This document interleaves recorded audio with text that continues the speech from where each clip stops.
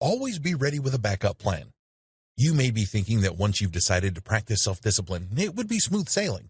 I know that this seems kind of simplistic or even dumb, but let's be honest here. When we make plans, we often think this way. It may not be obvious to us, but when we look at how we respond to unforeseen circumstances or curveballs that life throws our way, this is our response. It's as if we got blindsided. It never occurred to us that challenges will come. Make no mistake, when you're trying to practice self-discipline, you're doing something that is not in your nature. Your nature is to take the easy way out, to run towards pleasure, and run away from pain. That is human nature. That's the way we're wired. You're trying to do something different. You're trying to delay gratification and undergo discomfort now so that you can get a massive reward in the future. Not surprisingly, when people are hit with situations that they didn't anticipate, they are more likely to quit. It hits them from left field. It's such a surprise that it robs them of their resolve. The better approach is to use the Gallwitzer technique. In studies conducted in 1997 by the psychologist Peter Gallwitzer, he had study participants give themselves certain if-then statements that would enable them to survive all sorts of unintended, unforeseen, and unplanned circumstances. This is called the implementation intention. Basically, people would work towards a certain goal, but they would give themselves if-then statements if they cannot achieve that goal for some reason. By having an advanced plan in place, they are not caught by surprise and their willpower is preserved. According to Peter Gallwitzer, this is actually the key to success. When you pursue your plans and you get hit by surprises, your willpower takes a hit. You don't know what to do. You're confused, and you spend a lot of time diluting your willpower among a wide range of options. By the time the right option becomes clear, you don't have much willpower left.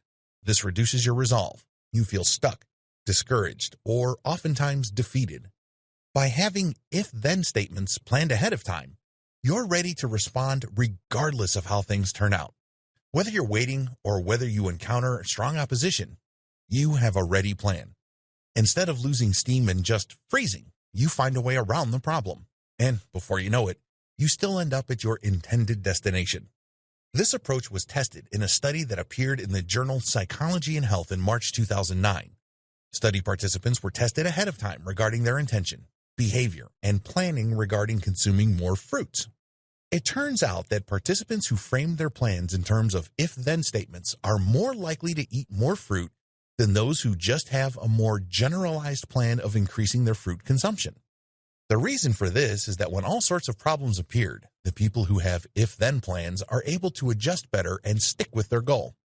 Step-by-step guide to using backup plans. Step number 1. Create implementation intentions. First, you need to identify the actions that you're going to take to achieve your goal. Also, identify when you need to take those actions. Once you're clear as to these pairings, come up with possible problems that may appear. Create if-then statements pairing what setbacks may possibly happen and how you plan to deal with them. Step number 2. Identify how you will deal with problems and lead them to your goal. In other words, don't just focus on getting around a problem that you did not anticipate. Make sure that the action that you plan to take does produce the outcome that you're looking for. In other words, everything must still lead to the goal, even the detours. For example, instead of saying, I'm going to lose weight, say, if it is 6 a.m., I'm going to take a jog.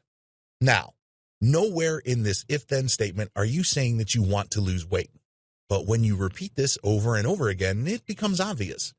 You have a cue, which is a time in the morning, and an action that leads to your goal. When you run or jog in the morning, you are more likely to lose weight. Step number 3, be as clear about the obstacles as possible. Come up with a long laundry list of the things that could go wrong. Next, prioritize your list in terms of probability. Step number 4, reform your if-then statements with the obstacles in mind. Make sure the workarounds still lead to your goal. Step number 5, be as specific as possible. It's not enough for you to prepare a backup plan when an unforeseen event happens. It's very important to be as specific as possible regarding the action you need to take and how it leads to your goal. The clearer you are in terms of your backup action, the more powerful and intentional the backup plan becomes. Before you know it, no curveball or unforeseen situations will throw you off from your plan. Don't just simply make goals and hope for the best. That doesn't work.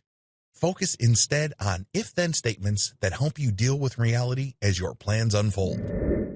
Make sure you are motivated on a sustainable basis. Let's get one thing clear. When you decide to become a more self-disciplined person, it's very easy to find the motivation. After all, you just realized how important it is to be self-disciplined. Its benefits are still very clear to you in that point in time. But as the days go by, you start looking at how difficult it is. You start realizing that it's harder than you originally thought. Sooner or later, your resolve starts to flag. You find yourself slowing down. You start thinking about focusing on other things. In fact, the temptations start looking better and better. Here you are, working hard at a goal, putting one foot in front of the other, when you could take things easy. Better yet, you can choose to take the day off and just slack off. After all, laziness pays off immediately. If you find yourself in this situation, I've got some good news for you. Your problem is not your lack of a clear goal. For you to make it this far, your goal has a clear enough purpose to push you. It's worked so far. It's not lack of advanced planning. By laying out if-then statements that account for things that could go wrong or unforeseen circumstances, you position yourself for ultimate success. Your problem is one of motivation. Let's put it this way. Even if you were to get a really good-looking Ferrari with a very powerful engine, if you don't make a point of keeping enough gas in its gas tank, it will eventually run out of juice. This is not rocket science. The same applies to practicing self-discipline. You have to have proper motivation every single day. This is the raw material you need that will push you to the point where your self-discipline becomes a habit. How do you remain motivated? One way, according to a 1999 UCLA study published in the journal Personality and Social Psychology Bulletin, involves visualization. In other words, you need to visualize the process of you building discipline every single day. When you zero in on the process, you get motivated about the process. You don't look at it as just something that you do. And eventually, you start perceiving it as some sort of punishment or ordeal. In this 1999 study, participants were studied in regard to how they envision a certain outcome compared to them getting excited about the process of producing that outcome. It turns out that when students allow themselves to get motivated by the process of working towards an outcome, they tend to perform better on exams. Compare this with students who were tested and encouraged to get excited about the outcome of the process. These are two totally different things. These two groups focus on two different areas of the same journey. One group focused on the process. The other group focused on the outcome. Get excited about the process of building discipline. Allow yourself to get pumped up about the fact that you are actually working on building discipline. A lot of people are not doing what you're doing. You're doing something special. You're putting yourself in a position that would enable you to fine-tune a personal trait that will give you a competitive advantage. Get excited about that. Step-by-step guide to creating a self-sustaining motivation system. Step number 1, think about your life achievements. Everybody's got some sort of achievement. Examine those achievements. What do they say about you? What kinds of strengths can you identify? What kind of personal traits can you build on? Get excited about those. Step number 2, figure out what other people see as your strengths and key capabilities. What do people look up to you for? Who do they see when they look at your life and your life's work? Make no mistake, all of us can be proud of something. Focus on those. Step number 3, realize that your achievements were the products of processes.